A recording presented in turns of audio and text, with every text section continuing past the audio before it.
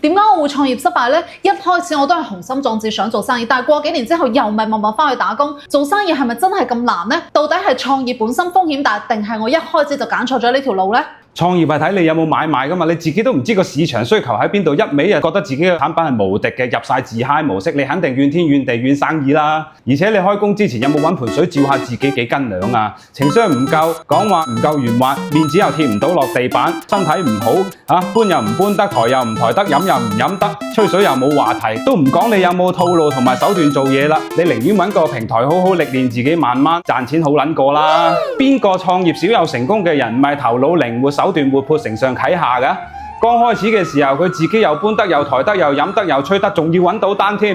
幫人哋擦鞋嘅時候，仲識得擦到金光閃閃。再加上普遍都係副業做到創業㗎啦，呢啲先叫順水推舟啊嘛。如果唔得嘅，你揾個有以上潛質嘅大哥幫佢打下手，你都有兩餐食啦，係咪先？你明唔明啫？